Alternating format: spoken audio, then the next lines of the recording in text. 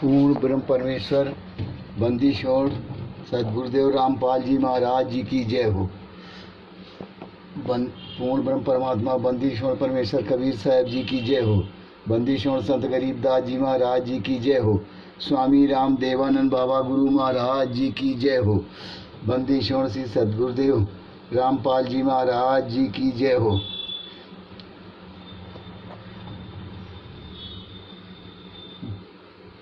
भगत भाइयों, आप सभी लोगों से निवेदन है कि मेरे देखो पूजा स्थल में ये संत रामपाल जी महाराज जी की जेल वाली फ़ोटो यहाँ लगी हैं और ये देखो यहीं पर मैं ज्योत जलाता हूँ और यहीं दंडवत प्रणाम करता हूँ। देखो यहीं दंडवत प्रणाम भी करता हूँ। और बरवाला वाली जो फ़ोटो हमको मिली थी वो देखो हमने नीचे ये रख दिया है। तो सभी भक्तों से निवेदन है कि आप लोग भी अगर अच्छा समझें, सही समझें तो परमात्मा की जेल वाली फ़ोटो निकला कर और अपने पूजा स्थल में रखें और यहीं ज्योत जलाएं, वहीं दंडवत प्रणाम करें। क्योंकि ये जब सामने परमात्मा की ज्योत जलाओगे, दंडवत प्रणाम करोगे, तब परमात्मा के शरीर की हालत देखोगे कि मेरे परमात्मा 10 साल पहले जब बरवाला में थे तो कैसा शरीर था और आज शरीर इनका परमात्मा के मेरे सदगुरुदेव जी का कैसा हो गया है। तब आप लोगों को खुदे दुख प्रकट होगा और अपने सदगुरुदेव के लिए कुछ करने के लिए सबके साथ मिलकर तैयार हो गए। सत्साई। और देखो भगत भाइयों, ये ज्ञान अमृत एवं षड्यंत्र का विष नामक पुस्तक है। इस पुस्तक में सुड़ानी धाम से और 12 जुलाई 2006 करौथा कांड तक से लेकर 18 नवंबर 2014 बरवाला की घटना तक की सच्चाई है, जो कि कोर्ट ने जजमेंट दिए, क्या जजमेंट दिया है वो सब पूरी 429 और 430 बरवाला कांड सब की सच्चाई इसी पुस्तक में है। सत्साई।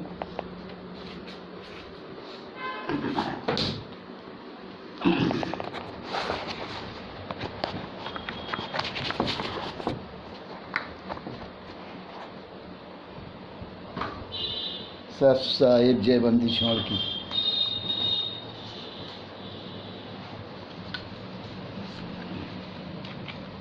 परमात्मा सदगुरुदेव की कृपा से मैं एक छोटा सा वीडियो बनाने जा रहा हूँ। इस वीडियो में मैं आप लोगों को भगत भाइयों को जानकारी मैनेजमेंट और आर्टिफिलियस और तिमिर दूत पवन ठग जयपुर वाला और नकली नानक की आत्मा संजय राय दिल्ली वाला की कुछ हकीकत बताने जा रहा हूँ। भगत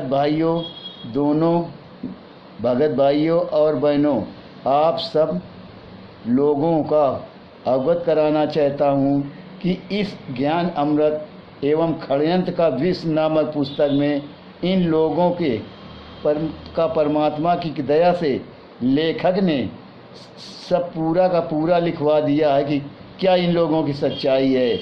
और छुड़ानी धाम और 12 जुलाई 2006 ईस्वी की घटना, करौथा कांड की घटना से लेकर 18 नवंबर 2014 तक की बरवाला कांड के कोर्ट की जजमेंट का खुलासा लेखक ने कर दिया है। और भगत भाइयों व बहनों,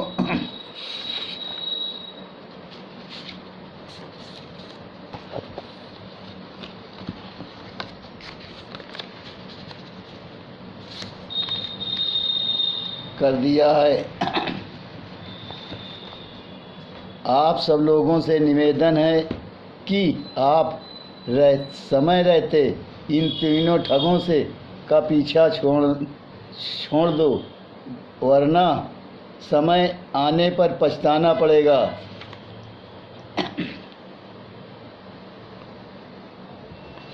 पछताना पड़ेगा। तिमिर दूत पवन ठग ने खुद अपनी साधु संगत लाइव में वीडियो में बोला है कि मैं 60 कैट कमांडो का सरदार था। इन सब लोगों को मैंने ही ट्रेनिंग दी है और पुलिस के खिलाफ लड़ना सिखाना, पेट्रोल बम बनाना आदि आदि, और ये सब हमने ही इन लोगों को भी सिखाया है। और संजय राय दिल्ली वाला भी कुछ कैंट कमांडो का सरदार और दोनों पुलिस सरदार था। और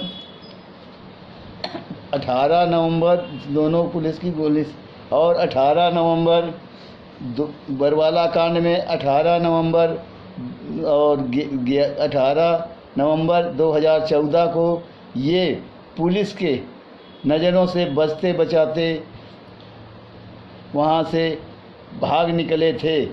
भगत भाइयों बहनों, इन तीनों का पीछा छोड़ दो, क्योंकि अपने पिता रूपी सद्गुरुदेव के नहीं हुए तो तुम सब लोगों के क्या होंगे। और इनके पीछे लगे रहोगे तो अंत में बार बार पछताओगे। सत साहिब।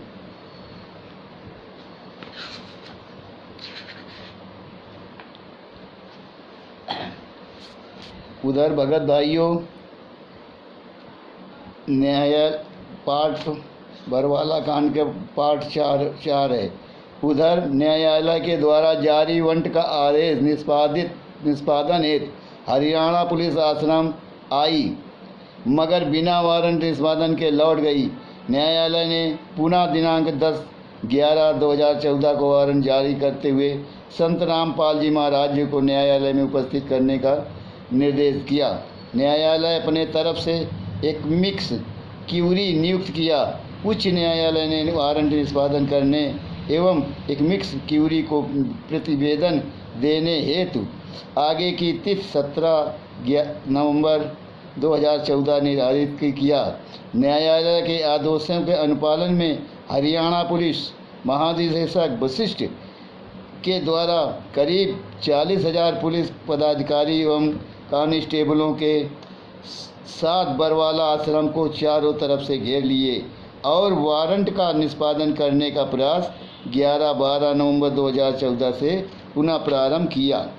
इधर राष्ट्रीय समाज सेवा समिति मैनेजमेंट का काम देखा करते थे संत रामपाल जी महाराज जी को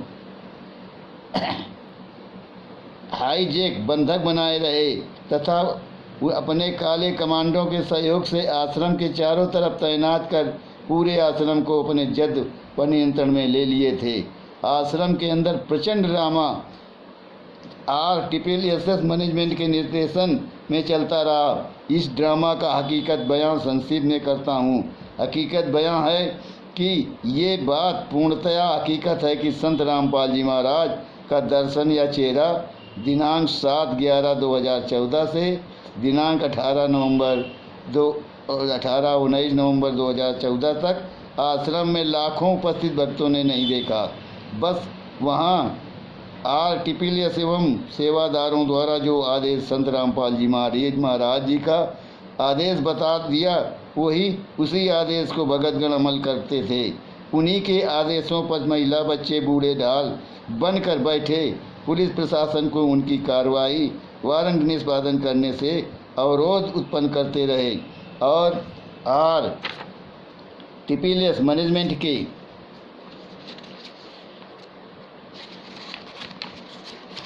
मैनेजमेंट के कमांडो पुलिस प्रशासन से एक दो हाथ करने के लिए उतावले आश्रम के बाहर हो रहे थे।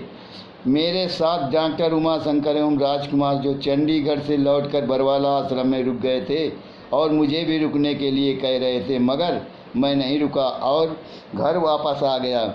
मगर मेरी बात मोबाइल के माध्यम से डॉक्टर उमाशंकर एवं राजकुमार से सदा होती रही। दिनांक 13-14 नवंबर 2014 को उमाशंकर एवं राजकुमार से मेरी बात मोबाइल पर हुई। वे लोग बड़े खुश होकर बोले कि मालिक, सद्गुरुदेव का आदेश हुआ है कि आश्रम में जो भगत आत्मा रुके हैं उन्हें यदि प्रथम नाम मिला है तो उसे सतनाम, और जिन्हें सतनाम मिला है उसे सार नाम दी जाएगा। ये आदेश आश्रम में माइक से भक्तों के बीच सुनाई गई। इस बात को बताते हुए मेरे परिचय के दोनों लोग जो आश्रम में रुके थे मुझे कोसने लगे, कहने लगे कि आपको रुकने के लिए कह रहे थे, आपने नहीं रुका, अन्यथा आपको भी सार नाम प्राप्त हो जाता। तो मैं सतनामी भगत था। उन दोनों की बात सुनकर काफ़ी अफसोस करने लगा कि काश मैं उनके बात मानकर 3-4 दिन और आश्रम में रुक जाता तो मुझे भी सार नाम की प्राप्ति हो जाती। मैं काफ़ी अफसोस में था और अपने आप को कोस भी रहा था। दिनांक 15 नवंबर 2014 को पुनः डॉक्टर उमाशंकर जी का मोबाइल फ़ोन आया कि गुरुजी कह रहे हैं सरेंडर करने को। जब सरेंडर करना था तो पहले क्यों ना कर दिए? अब इतना होने के बाद सरेंडर करने को कहते हैं। डॉक्टर साहब ने गुरुजी पर ही अंगुली उठाने लगे। मैंने पूछा, अच्छा गुरुजी क्या करेंगे क्या नहीं, ये बातें छोड़ो, पहले मुझे बताओ कि आपको सार नाम प्राप्त हुआ कि नहीं। तब डॉक्टर उमाशंकर ने बोला कि नहीं, अफवाह फैली थी। मैं बोला, अफवाह कैसे हो गया? जब माइक से गुरुजी का आदेश होना बताकर अनाउंस किया गया था तो डॉक्टर उमाशंकर निरुत्तर हो गए। मैं बोला कि इस अफवाह को लेकर आप सभी मुझे काफ़ी रोकने का प्रयास किया। तब बोलने लगे कि भगत जी आप यहाँ से निकल गए वो सबसे उत्तम हुआ। यहाँ काफ़ी बवंडर हो रहा है, कष्टों का जखीरा बना हुआ है। साहेब अब आगे का वीडियो फिर तो 18 नवंबर 2014 का घटना पूरी दुनिया को अस्त व्यस्त कर दिया। विचार करो भक्तों कि आश्रम में कौन लोग अफवाह उड़ा रहे थे, भक्तों को आश्रम में रोके रहे। गुरुजी न्यायालय में जाना चाह रहे थे, सरेंडर करना चाह रहे थे। आखिर वे कौन लोग थे जो उन्हें सरेंडर नहीं करने दिया? इस संबंध में आप भक्तगण को भी बता देना चाहता हूं कि 15-16 नवंबर 2014 की रात में RSS मैनेजमेंट वालों ने मीटिंग करी और संत रामपाल जी महाराज जी को पुलिस या न्यायालय तक नहीं जाने देने के लिए निर्णय पारित किया कि जिसके संबंध में राजकुमार उर्फ प्रीतम RSS का महासचिव ने मीडिया के समक्ष खुले रूप में बयान दिया कि यदि संत रामपाल जी महाराज दिनांक 17/11/2014 को स्वयं भी न्यायालय में पेश होना चाहेंगे तो 17 का क्या, उसके आगे भी किसी तिथि पर न्यायालय में पेश नहीं होने देंगे। ये हमने आज निर्णय लिया है, अन्यथा संत रामपाल जी महाराज जी को 1 लाख भक्तों की लाशों से गुजरना होगा। अब आप पूर्ण आत्माओं अपने दिमागी सोच पर जोर दो कि जब संत रामपाल जी महाराज न्यायालय में जाने के लिए स्वयं तैयार थे तो उनके इस निर्णय के विरुद्ध कौन लोग मीटिंग किए और निर्णय लिए कि संत रामपाल जी महाराज जी को किसी भी दिन न्यायालय में पेश नहीं होने दिया जाएगा। वे कौन थे? वे थे राष्ट्रीय समाज सेवा समिति के पदाधिकारी गण, जिन्हें मैनेजमेंट के नाम से जाना जाता है। आज भगत समाज उन्हीं सीमित एवं सेवादारों को खाद पानी देकर अपने गुरुजी के विपरीत झूठ की खेती कर हरा भरा बना रहे हैं। और विशेष ध्यान देने की बात है कि RSS मैनेजमेंट के गुंडों ने आश्रम में अफवाह फैलाया कि संत रामपाल जी महाराज अपने शरीर को छोड़ गए हैं। अफवाह फैला दिया कि 17/11/2014 की रात में उक्त गुंडों ने संत रामपाल जी को जान से मार देने के लिए प्लान बनाया था। आश्रम में गुरुजी की खोजबीन करने लगे। गुरुजी कहीं नहीं मिले तो ये सभी गुंडे आश्रम को छोड़कर 17/11/2014 की रात्रि में निकल भागे। इस घटना के संबंध में संत रामपाल जी महाराज हरियाणा पुलिस की अभिरक्षा में आए तो पत्रकारों को साफ बयान दिया कि दुष्ट आत्मा मुझे जान से मार देना चाहते थे। मैं आश्रम में छुप गया, तब मेरी जान बची। ये स्टेटमेंट अखबारों में स्पष्ट छापा गया। आखिर आश्रम में गुरुजी को कौन जान से मार देना चाहते थे? भगत समाज को जानने के लिए थोड़ी भी समय नहीं है कि उन्हें बस क्या है, नाम दीक्षा लेने की पड़ी है। भले ही गुरुजी कुआं में पड़े। आज भगत समाज इतनी अंधी गूंगी बहरी हो गई है कि गुरुजी के एक भी बयान को न तो सुन रही है और न देख रही है और न ही बोल रही है, और बस काल ब्रह्म के द्वारा संचालित RSS समिति कहो या मैनेजमेंट कहो, उन्हीं के आदेशों को निर्देशों को अमल में ला रही है। सत साहिब सदगुरुदेव की जय हो। भगत दाइयों, मैं राम किशोर दास उर्फ गुप्ता जी दामोदर नगर कानपुर से बोल रहा हूँ। मेरा मोबाइल नंबर 9919694815 है।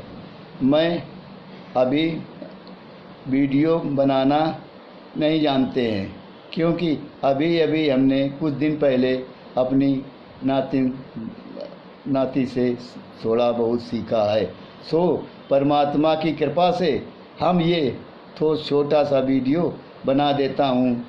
सत साहिब जय बंदी छोड़ की सदगुरुदेव भगवान की जय हो। सत साहिब।